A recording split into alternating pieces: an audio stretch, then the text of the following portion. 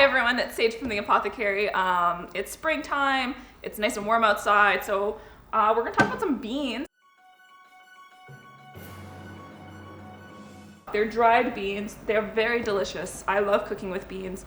All of them are a really great source of protein and magnesium, fiber, iron. Like, you're really getting a lot of benefits from such a cheap option, and they are really affordable. All of these beans are nice. All of them are super easy. All of them are super tasty.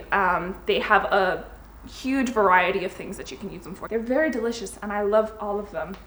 They're my little babies. They're just very intimidating. Cannellini is one of my favorite beans. They are, I believe, a white variety of kidney beans. So like these, think of these two as cousins. They're really good.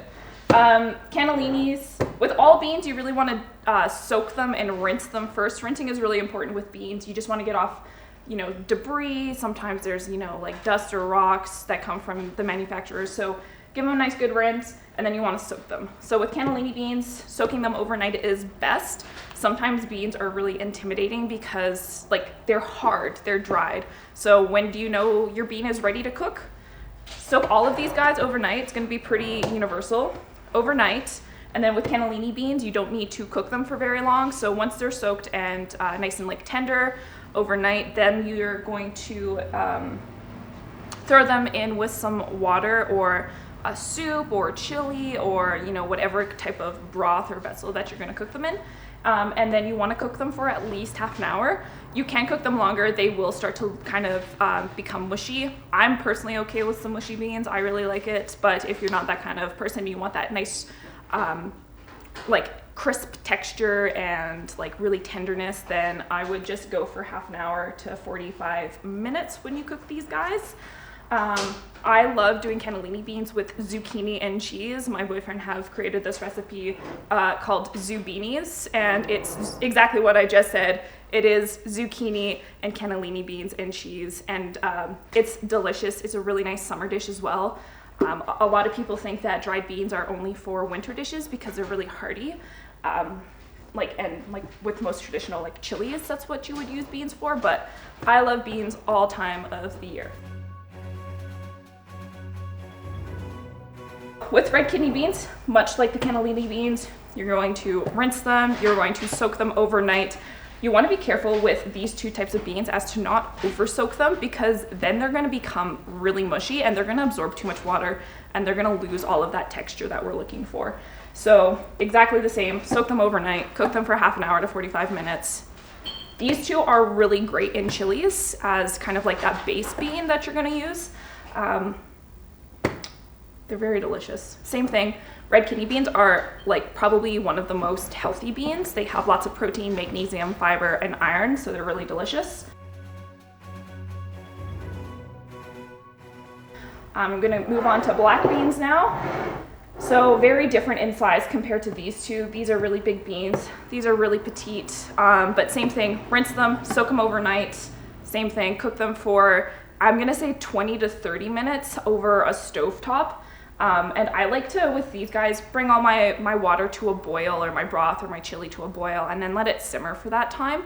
Because when you're soaking your beans, you're hydrating them, and that's gonna take less time to cook your beans. So that's why we soak these guys overnight. You can put black beans as a paste on, some burritos or nachos or something.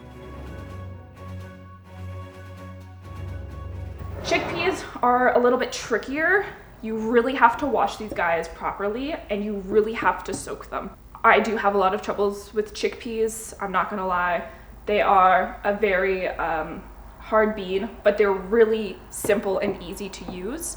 You just gotta know what to look for. So when you're soaking them, you're doing it for overnight, and I like to go overnight and then also during the day. But in the morning, I'll strain out my water to kind of create a nice clear, you're getting rid of all that murkiness and debris that the beans have kind of left, and you're giving them some nice fresh water. Chickpeas are great for hummuses. I know, that's a great summer dish. So for cooking beans in a slow cooker or a crock pot, you still need to soak your beans overnight, but you're cooking them differently. So they're gonna not be as fast because they're in a slow cooker. 4 to 5 hours on low is gonna be great. If you have, a longer amount of time, you can go on, a shorter amount of time, you can go on high for like 3 to 4 hours again if you don't have that time. The longer the better in a slow cooker is my personal opinion, because like I said earlier, I'm okay with that like mushy texture with beans, but if you really like those nice crisp, sharp, firm beans, test it out. Like 3 hours, 4 hours, 5 hours is gonna be pretty good.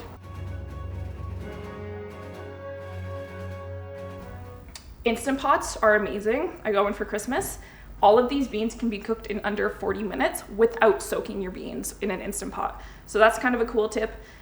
Instant Pots are really great. They are pressure cookers, so you're pressure cooking your beans, so you don't have to soak them. With your Instant Pot, if you do have them, the chickpeas take the longest to cook from not soaking, and you have to submerge the beans in your water, your broth, your chili, and let it steam, cook, and pressurize all in that like good juice. And I love the Instant Pot because of that quickness. You don't have to soak the beans. They're ready for you to eat in about 40 minutes.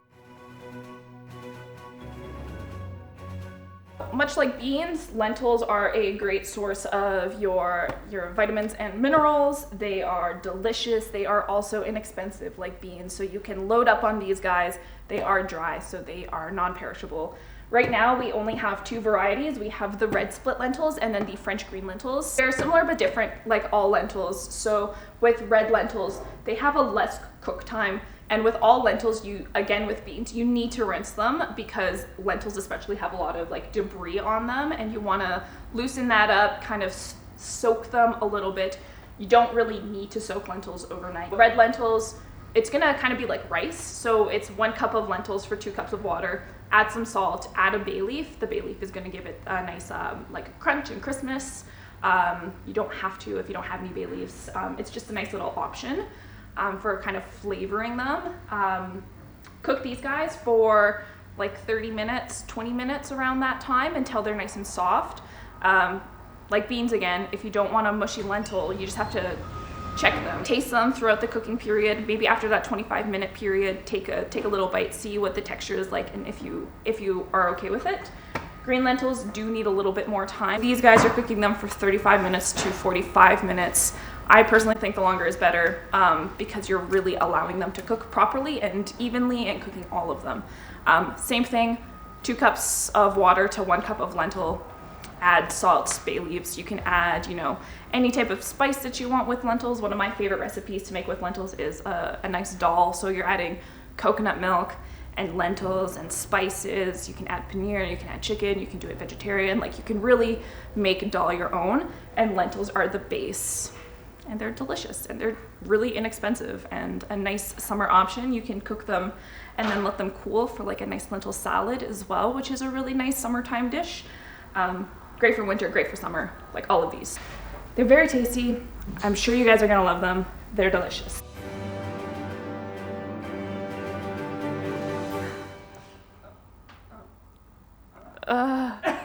Slow cooker or a crock pot?